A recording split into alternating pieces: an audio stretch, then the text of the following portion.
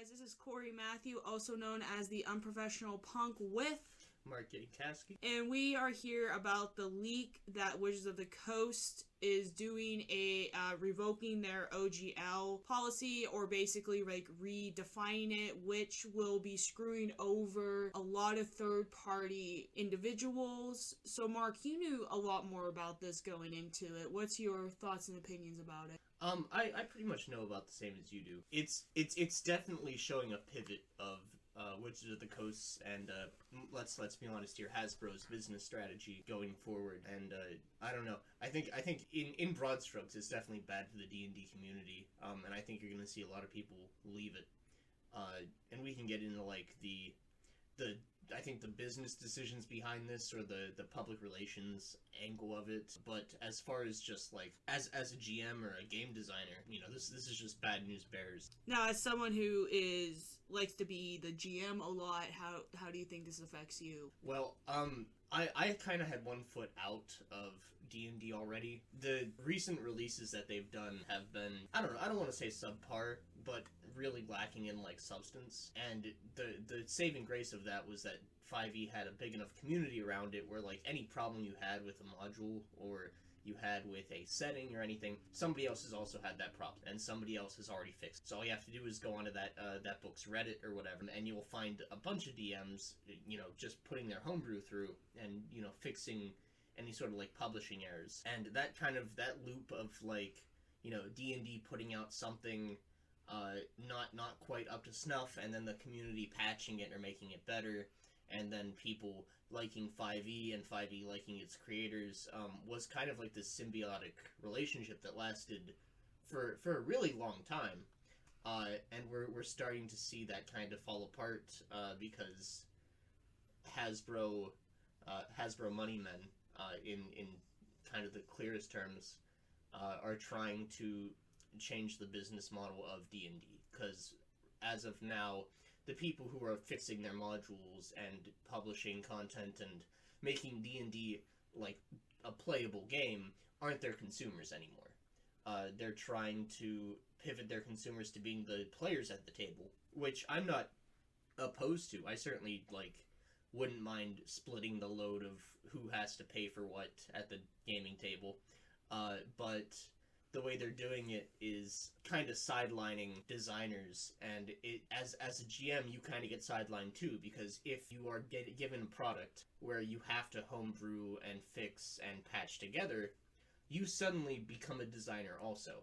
And I think we talked about this earlier, but the line between, you know, doing homebrew for your own table and yourself and doing homebrew for other people is a really thin line. So it's kind of unfortunate that so far the 5e business strategy has been to basically teach GMs how to be designers. And then now that you have this cadre of people who are making like some really impressive stuff, like I'm prepping Curse of Strahd right now, and there's like 3 or 4 overhauls that have been done to Curse of Strahd by the community that you can pick from. Now it's saying like, oh, but like that's not really yours. Like that's our IP, that's our property, that's our brand, and there's like a lot of just really draconian shit that came with this leak, which doesn't like necessarily affect a gaming table or a GM, but it is like a slap in the face to the culture that has kind of grown up around 5e. Yeah, because since the launch of 5e back in 2013,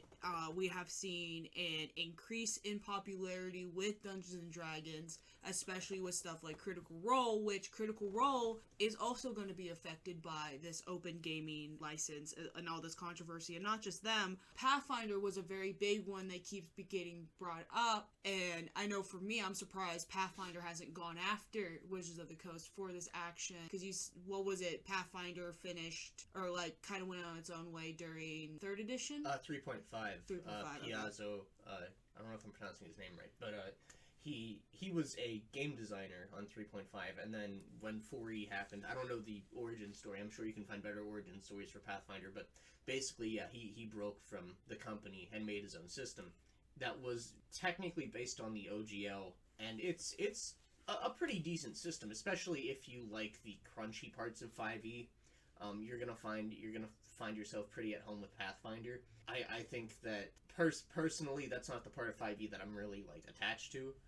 But I think that Pathfinder is going to get a lot more popular in the coming months. And I don't know, Critical Role and Pathfinder and all these like big names, they might be okay because they might get, well, Pathfinder definitely has Wizards of the Coast gunning for them, but like Critical Role, they might have an OGL or a license like negotiated just between them and Wizards of the Coast that's a lot more generous than what we're getting. It seems like what we're seeing is the most draconian version of this. And from a PR perspective, that could be like a negotiating tactic, right? So they release this, and then then they release their actual updates to the OGL, and it's not nearly as bad. And that's like, you know, that's I would say bad faith negotiating if that's what you're doing for your community. Or it could just be an internal document that was never supposed to see the light of day, and now that it's out, like this was like, it's possible that this was like a wish list, which is also concerning. Because if this is where they want to go, if they don't give us like some really heavy reassurances that whatever they put out will be unchangeable or irrevocable, they can always push it in that direction as time goes on. And if some of the interpretations I've seen are accurate, they can even do it for works made retroactively under previous licenses. Which is, I think, the real panic about this, which is, you know, Pathfinder was totally legal when it was made, but now that, like, can you retroactively revoke a license that you gave somebody to make a product? Like, and the leak that we saw explicitly kind of pointed out, like, yeah, at any time we can just claim your work is ours and our copyright royalty-free.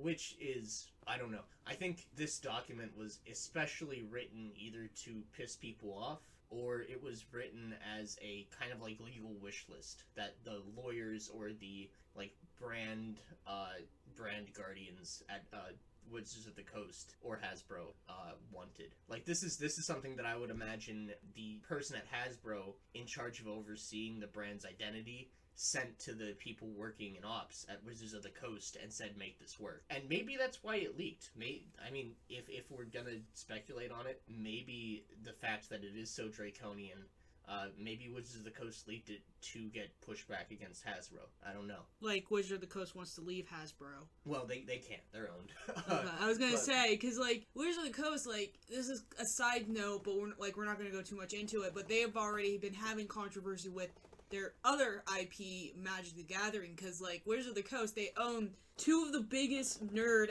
IPs out there, Dungeons and Dragons and Magic the Gathering, and it seems like they're both screwing them up. And it's fascinating to me that Wizards of the Coast weren't even the original owners of Dungeons and Dragons. They bought it, and now they're kind of seeing this whole monopoly on this IP. And when the whole 1D&D started coming out, like the playtests and stuff, I'm like, kind of in the beginning was, they're really trying to go for a monopoly. Like, I'm like, what's going to stop them from going after third-party, you know, creators, and not just people like Pathfinder and stuff, like people who make t-shirts, YouTube videos, and stuff like that. They're going to be affected by this, along with just, going after probably like Roll20 too, and looking at that, because D&D Beyond, I believe in the whole 1D&D, they wanted to create their own version of Roll20 as a sort of competition. Right, and I think that's really what this is about. Is it's not really about design or games or even system. I think this is a brand decision where if you were to sell a t-shirt that says like roll for initiative and had a D20 on it, right, and you made money off that, that's awesome. But you know, if you're working at Hasbro, you see that and you're like, well, that's our slogan, that's our trademark, that's our copyright that is being used so someone else can make money. That's our money. So I think it is more about preserving the brand and putting, kind of like locking that down, because Hasbro and Wizards of the Coast have already said that they want D&D to be a lifestyle brand. Mm-hmm. So what that means is, like, you know, you make money off of the product, sure, but you make more money off of the lunch boxes. Mm-hmm. I don't know if kids even still use lunchboxes. You make more money off of the t-shirts and the keychains and the stuff around the brand. Star Wars is a great example. Like, merchandising from Star Wars makes a bunch of money. So they can actually afford to lose money on like productions, which, you know, if you look at the current state of Dungeons and Dragons, you're not, for as popular as the brand is, they are kind of under monetized, because, you know, you think of it like they publish a bunch of books and the DM buys it and the players don't, so you have like 5 people there, and the price that you get from that is like $50-$60 for the book, right? For a group of 5 to 8. Whereas if you were to like sell $20 t-shirts to each of them, you've already made more money than the book, and it costs a heck of a whole lot less money to make a t-shirt. So that's kind of the way that it seems like Wizards of the Coast or Hasbro want to go with this, and that kind of makes products a like accessory to the rest of the brand, and that's why you know, like the D&D movie, right? The more they can do to like content suddenly becomes, instead of the product, content becomes a way to sell the product, which is the merchandise and the lifestyle, the brand. The brand becomes the product instead. The little ampersand between the two D's becomes what they want to monetize. Because, and you know, this could go into like a separate debate, is that I believe that like with the popularity of 5e, what really made Dungeons & Dragons popular was the release of Critical Role by Matt Mercer and, what was it, Ashley Johnson and all of them. Yeah, I think lightning definitely struck there, right? Because that brought in a bunch of players, and that also happened. But that was a third-party thing, yeah. You know, like, pandemic, but also it's a third-party thing, and I'm wondering, you know, Wizards of the Coast might go after them, and, you know, I think Wizards of the Coast has a lot to be thankful for with Critical Role, and for the longest time I thought they were working together, but no, they're kind of like... Well, they are. Matt Mercer has published official D&D content more than once, and I don't think... I think Dungeons & Dragons had to try really hard to court Critical Role into using their system in the first place, because originally they were using Pathfinder on the stream. So wait, didn't Matt Mercer do Bloodhunter too? The race? Yes. Okay. Which is through D&D Beyond, which is now owned by Wizards of the Coast. Okay. So Mercer is popular enough that he's been like hired by Dungeons and Dragons to do stuff. And he published the Guide to Wildmount exclusively through Dungeons and Dragons. Like, there was no like I think he had made a Tal'Dorei guide before then that was just independently published with the OGL, but like his stuff might not be affected because he is kind of like so associated with the company at this point. He could just publish through Wizards of the Coast if he wanted to. Now, whether or not he'll stay with that, I guess is up to him and his company. He's got a lot of people behind the camera that he needs to pay, and you know, I certainly wouldn't judge him if he could get a good contract out of the deal. I wouldn't, you know, be mad at him if he stayed with Dungeons and Dragons. But also, I could see him not wanting to risk it because you know, if you tie your horses to this one business partner and they decide to screw you over, especially if they decide to screw you over like a short-term monetary gain, which it does seem like that's a choice that Hasbro has been making recently, it might be better to go your separate ways before they can do that.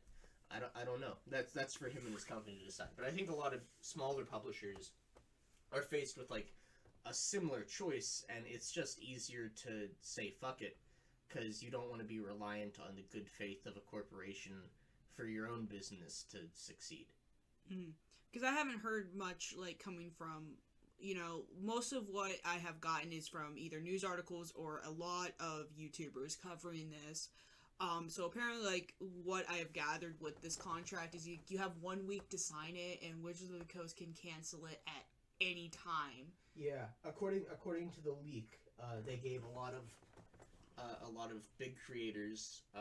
They basically backed them into a corner and put a gun to their head and said, "You can sign this or not, but if you want to work with us, you'll sign it." Which I don't know. We've seen a couple creators, and I think it came with an NDA for a lot of them. because we haven't seen like any of the really big commentators comment on this. Like, I think it's weird that Matt Colville still hasn't put out a video, right? Critical Role hasn't put out anything, and I think it's because they're legally there's something going on there. There's probably an NDA in effect. Because it's like, you know, like we keep talking a lot, bringing it back to like a lot of third party individuals who make money off of this is, you know, one thing that came out of the leak is that any Kickstarter you do, they can take 20% of the revenue, or if you make, what was it, 750,000. If you make over the 750,000, yeah, they'll take 20% on Kickstarter, 25, I think, on other publishers. Mm-hmm. Which is out of your gross profits, I think, which is a very, very high percentage. I don't know if that's high for normal copyright law. I'm definitely not a lawyer, but it seems like a very high percentage because of how marginal profits are already on these. Now, if it was out of net profits and everybody was already paid, that'd be one thing. But this is like, you know, they're taking 20% off the top before you pay your artists, right? Before you pay yourself for writing it, before you pay for printing costs. Yeah, I think that's... I think a lot of people are abandoning ship because this leak, even if it comes out that the leak was totally fabricated, just the fact that this could happen, I think, is very scary to a lot of people. And I think, and this is going to be wrapping up our little, like, interview and talking, is even the former VP of Wizards of the Coast was one of the original creators of the OGL, and even he said, while it is not stated in the OGL, but he had mentioned in, like, emails and blogs and other stuff, that it cannot be revoked. And I think that's a big thing, that with one of the creators coming out and be like, hey, Where's the Coast? Like, you really can't revoke this, you know, like, blah, blah, blah. I'll leave a link to the article in the description, but I think that's, like, also really interesting that we're even getting the VP, the former VP of Wizards of the Coast discussing this and being like, hey, can't really, you know, revoke it. Like, that's BS. Right, and we don't know what's going on inside of Wizards of the Coast, because I can't imagine most of the designers there and even the head honchos there are thrilled with this. This definitely seems like external pressure being put on the company. And it's not necessarily stupid. I think I've seen a lot of discourse online saying that this was like a bad move by Wizards of the Coast, which it definitely could have been executed better. Yeah, because I have not seen an article or YouTuber or any public figure supporting this leak or anything. A lot of them were like, yeah, we're, you know, there's a whole hashtag of open, hashtag open OGL or something like that, or open D&D. So, like, that's been a big hashtag going on, and it's just blew up on Twitter. From a brand management perspective, though, the trademarks and the license has been kind of used fast and loose with people basically making money off of, like, registered trademarks. Now, that's not necessarily super important if you're getting your money from publishing official content. But we've seen more and more that that's not necessarily, like, Wizards of the Coast, in my opinion, just isn't putting out quality stuff, right? And they're only putting out a couple products a year, so I get where the bean counters are coming from here. I get where the brand managers are coming from, but I think they've really misread the community. I think that they could have... It seems like on both sides they misread, because I know, like, like I said, like, with the whole 30th anniversary of Magic the Gathering, they screwed that up. It was an oversaturation of sets coming out for Magic the Gathering, especially the 2 that came out in October. So, like, they're doing that, and then there's D&D, which seems like undersaturated and still having controversy. Right. Well, D&D is super popular, and I think it would be fair to say that it is undermonetized. Now, I think that I think that they could have started from other places with this business strategy and been a lot more successful. I think that they underestimated how much the community would actually care about this. Because, like we said earlier at the start of the interview, every game master is a designer if you use 5e. If you use 5e, you had to fix something at some point to make it work. Hell, when I was running Strixhaven, I had to rewrite whole fucking chapters of that book. I don't think they realized that was the dynamic they were working with. I think they assumed that the only people who would care about this were, like, producers. People like Cobalt Press, people like MCDM, people like Critical Role, like, really big names who are making a lot of money. And I think they also figured that they could, between NDAs and individual contracts with these people, they could kind of mediate any effect.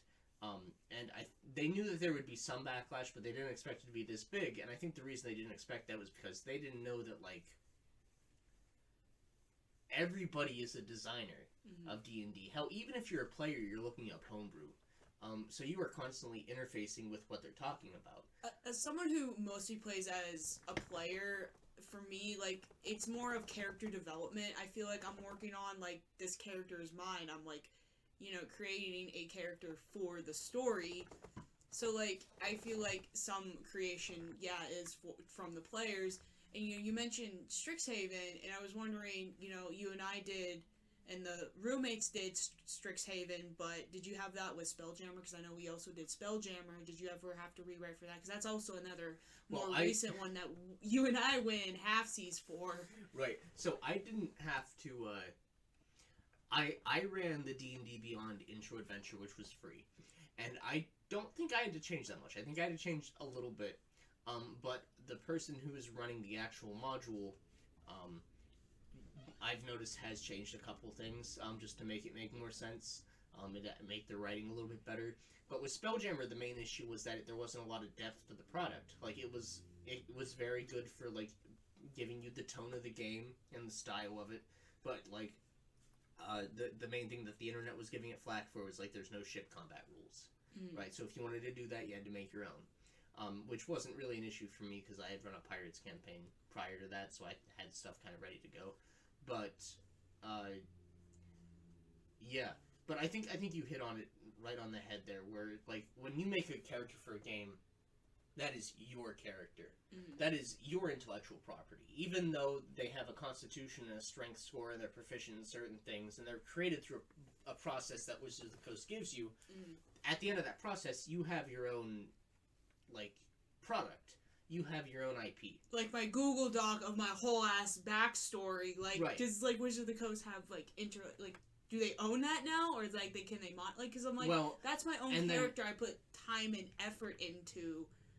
And it's like, you know, and I keep looking at, like, all of these things and how this is going to change the game forever. And as someone who brought you on this interview as a more experienced player who has been playing D&D a lot longer, I've only been playing the past year, starting with Strixhaven, Spelljammer. Now I'm going on to Curse of Straw. I did, you know, the Star Wars with you too. You know, I'm even seeing this as a new player, not the, you know, still not enough knowledge on D&D, but I still know that this is not okay for what Wizards of the Coast is doing and how it's affecting third party. And it's almost like, what are they not going to try to take? Because, what was it? We were mentioning it was me, you, and Josh, and we were talking about how they don't have a trademark on the D20 die, but what if, with all of this stuff, are they going to try to trademark it? If people try to make their own D&D dice and sell them, are they going to have to go through this OGL? I'd be surprised, because it's hard to, you can't, like, copyright a wheel. Like, fuck, if you could, the guy who made the wheel would be super rich. But yeah. I'm not a lawyer when it comes to, like, trademarks and copyrights, but I think dice are safe, and anyone who's making dice can keep making dice. But what wouldn't be safe, right? If you have that D&D ampersand, the and symbol, that little, like, kind of logo, or trade part of their logo, that might not be okay to put on, like, to replace the one on a dice with. So I think it will have some effects. I think the community thinks it's going to be a lot more far-reaching than it is. But I think that's because our community is one of designers and authors and creatives, as opposed to being just gamers. You know? We're creative gamers, I would say. Right. And Wizards of the Coast isn't going to, like, come to your home game and take your character sheet and be like, oh, this is a really cool character. We're going to write a book about him and you won't get any money. But here's the thing, right? I talked earlier about like the conversion mods for Curse of Strahd. Any of those at this point could just be stolen. Wholesale, if this leak is official, or if this leak becomes official.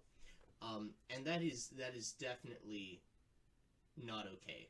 Because just like you wouldn't want your character to be stolen by Wizards of the Coast, a DM doesn't want their game world, even if it is based on the game world of a published setting, to be stolen by Wizards of the Coast, and just keep scaling that up, right?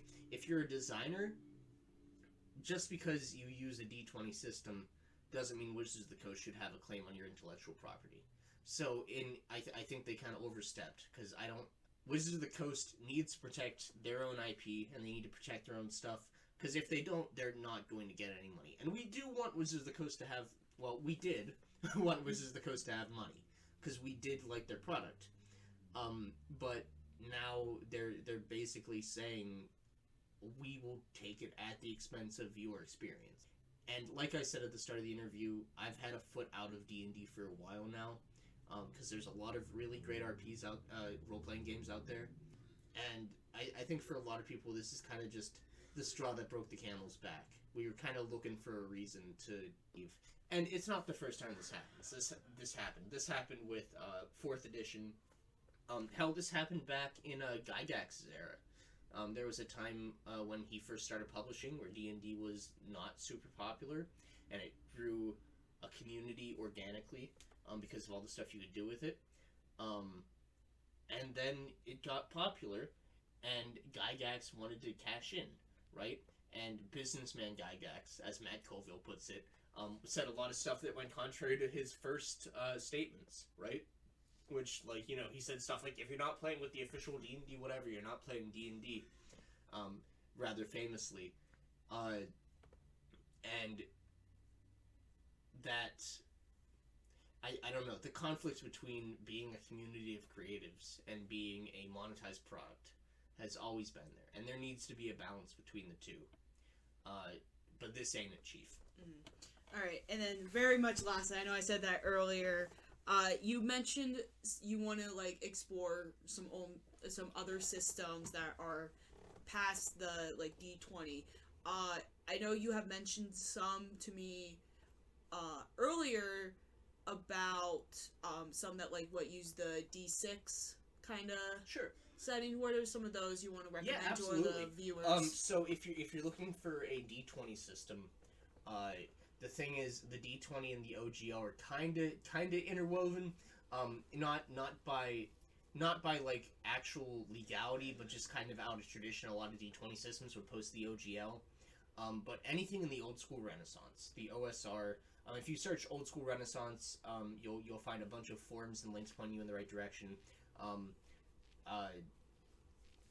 That's like some of the more famous ones are like Worlds Without Number and Stars Without Number. We did that one. We played Stars Without Number. That was my very first one. Stars and Worlds Without Number aren't OGL. They are independent systems, and they are both in the OSR. So that'd be a really great place to start. That's very DM friendly, very player friendly.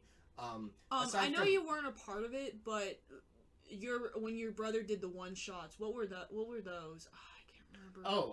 Probably Ars Magica, which is another very old system. Yeah. If you like playing Wizards in D&D and you want a really, really crunchy way to play Wizards, Ars Magica is a great system. Very immersive, very sim-like. It has a really cool style of play called trope play. But then, you have other big ones who are like real competitors to D&D. You just have to give it the D20. Mm-hmm. Vampire the Masquerade. The storyteller system, right? So anything in World of Darkness, but anything that uses the storyteller system in general. So that would be like Vampire the Masquerade, Werewolf the Apocalypse, Wraith the Oblivion. That stuff is all totally going to be unaffected by the OGL. Let's see, what else?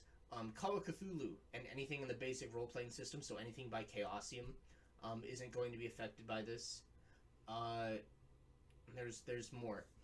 Savage Worlds is another big one. The whole conceit of that is you have a very basic rule set which you can apply to any setting, and that is like I think the conceit of that rule set is you have different skills, and each skill gets its own dice. Powered by the Apocalypse is kind of similar to that, but consider that like a rules light, where you have different skills for different dice, and different like powers and stuff. And yeah, and anything that's rules light isn't going to be OGL. You know, so any one page RPGs, any rules light RPGs, Blades in the Dark. There is an or hell, even Wizards on Skateboards. I forget exactly what it's called, but if you search Wizards on Skateboards RPG, I'm sure you'll find it. Is that the one I was trying to mention earlier that uses the D6 system? Or, well, there was one you were saying it, like, used the D6 system, and I cannot not remember. There's a couple. Shadowrun uses a D6 system, although that is hard to... I think that's a hard book to pick up and learn if you're DM. But there's so many other RPGs out there that aren't going to be affected by the OGL. And even before the OGL stuff, you should play some of these other RPGs just to take a break from D&D. Because if all you do is D&D, you're gonna get limited in your creativity, right? Because you're gonna like, there's only so many ways you can build a barbarian, you know. But if you take that same character concept and you put it in a different system, suddenly you have to rebuild them, and you have to decide what is important to that character, you know? And GMs, I know you get sick of doing the same thing over and over. So yeah, just take your time, explore. Hell, if you don't want to take any of these recommendations, just go to your local game store and ask what systems aside from 5e they have. And they will show you to a wall, and there will probably be a couple there, and give it a shot. And a lot of these systems will be free too online if you find them. They'll have like quick start documents, so you don't even have to necessarily pay for it. You can just download the quick start, play it, and if you like it, then you can buy the full book. All right, awesome. Thank you so much, Mark, for joining me today, and hopefully this will all get resolved so we don't have to like do a part 2 where Wizards of the Coast dig their grave even more. Right. So so this has been Corey Matthew and Marky and Cass, and I hope you have a wonderful day.